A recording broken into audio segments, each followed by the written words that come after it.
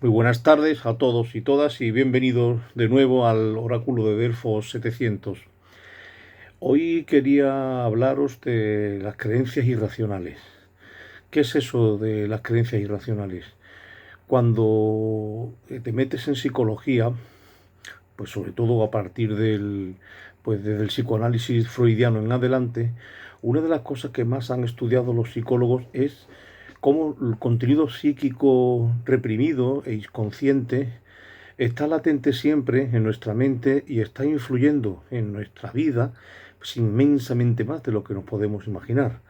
Entonces, por ejemplo, cuando Freud, que fue el primero que inició pues toda esta literatura del inconsciente, nos habló del ello y en parte del super yo, ya nos estaba indicando cómo pues los contenidos instintivos, la energía reprimida, los recuerdos reprimidos, etcétera, etcétera, constituían pues un motor enorme en la motivación inconsciente de nuestros actos y también no solo eso, sino en el conjunto de nuestra vida anímica.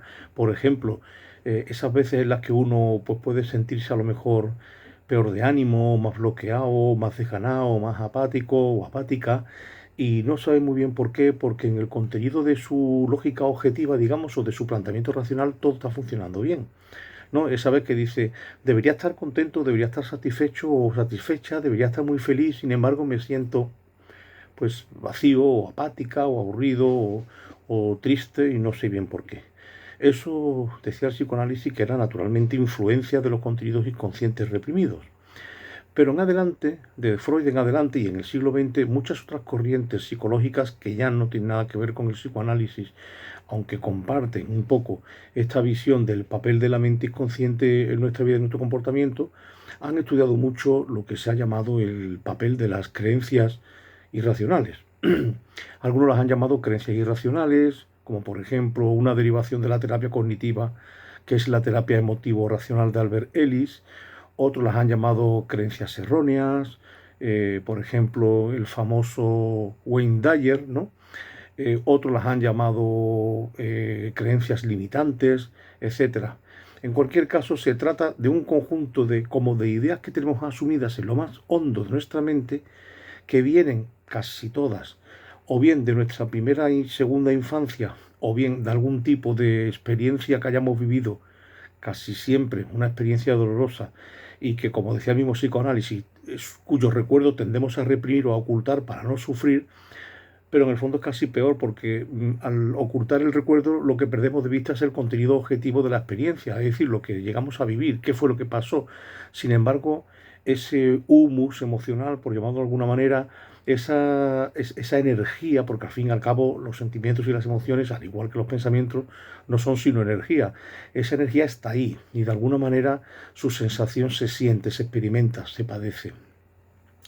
Bien, estas creencias, por ejemplo, uno de los principales exponentes de la programación neurolingüística, que fue Robert Dills, comparaba la mente humana con un iceberg, ¿no?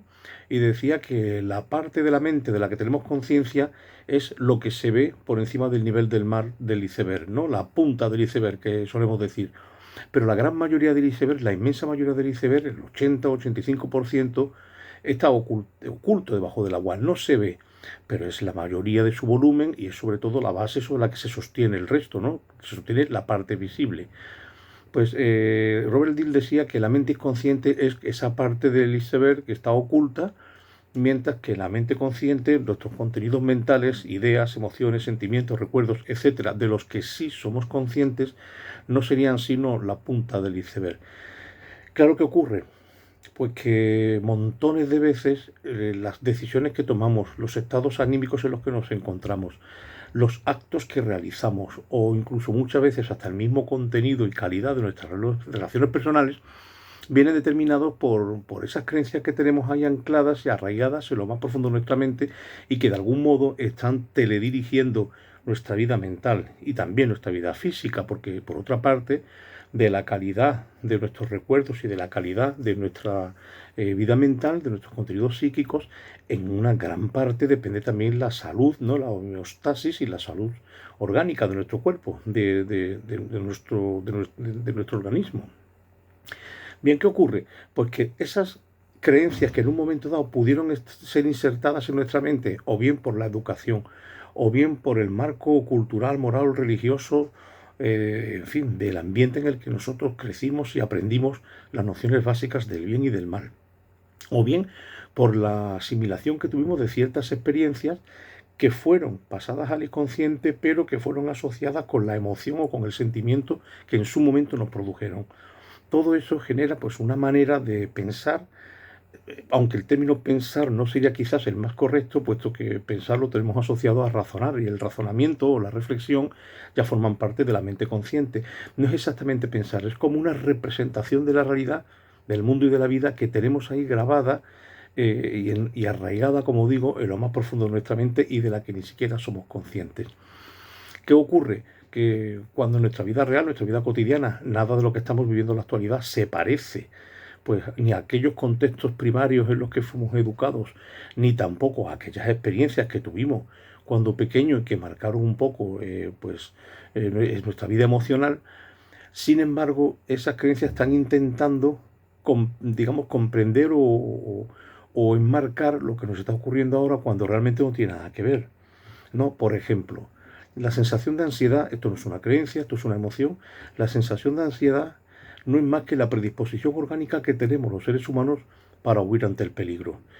De manera que, pues, un mínimo de ansiedad ante un peligro real no solo no sería malo, sino que sería indispensable, porque es un mecanismo de supervivencia, pues, de nuestra misma vida instintiva, ¿no? Que nos pone en disposición de poder salir huyendo ante cualquier peligro. Pero, sin embargo, cuando el peligro objetivo no existe, tener esa sensación de ansiedad, ahí es donde ya empezamos a entrar un poco en lo patológico, ¿no? O cuanto menos en lo molesto. Bien, pues algo parecido sucede con las creencias irracionales.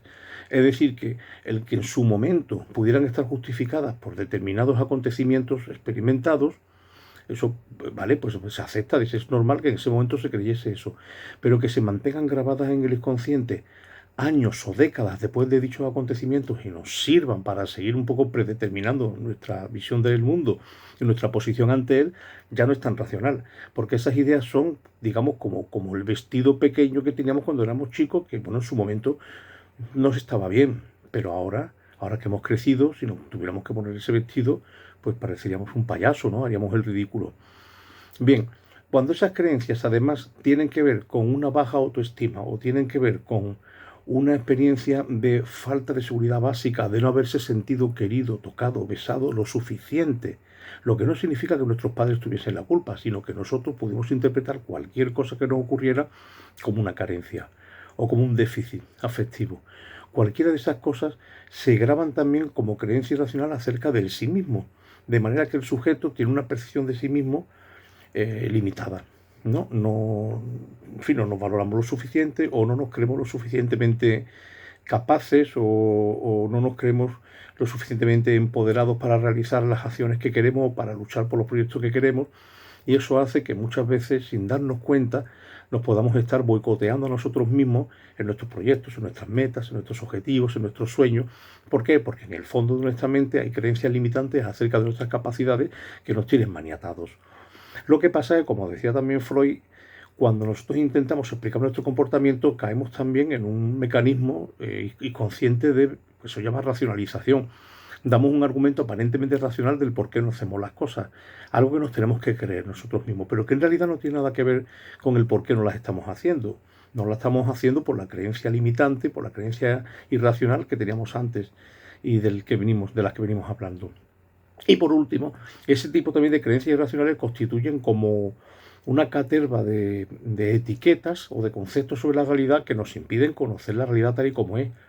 ¿Por qué? Porque ya tenemos esas etiquetas previas, las solemos llamar también prejuicio, y ante cualquier persona, situación, lugar o experiencia que podamos vivir que tenga alguna relación, aunque sea mínima, con la emoción que va asociada a esa etiqueta, inmediatamente la proyectamos, sacamos al exterior ese prejuicio que tenemos y ¡pum! Y se lo vamos colocando a aquello que se nos pone por delante y que nos ha suscitado mecánicamente esa emoción.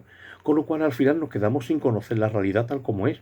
y nos perdemos el conocimiento de muchísimas personas, de muchísimas situaciones, de muchísimas circunstancias, porque antes de abrirnos a la novedad y recibirla y acogerla sin ningún tipo de juicio, ya estamos inconscientemente proyectando sobre ellas esos prejuicios y esas etiquetas previas que tenemos y que están ahí grabadas en nuestro inconsciente y que son otro tipo de creencias erróneas. Bien, bueno, en otro vídeo más adelante hablaremos de uno de los autores que más trabajó este tema, que es Albert Ellis, en una derivación de la terapia cognitiva, que es la terapia emotivo-racional, y ahí analizaremos concretamente cuáles son las principales creencias irracionales que nos dijo este autor, para que veamos con ejemplos concretos cómo eso puede influir mucho en nuestra vida diaria y en nuestro estado de bienestar o malestar. Pues nada, muchas gracias a todos y bienvenidos.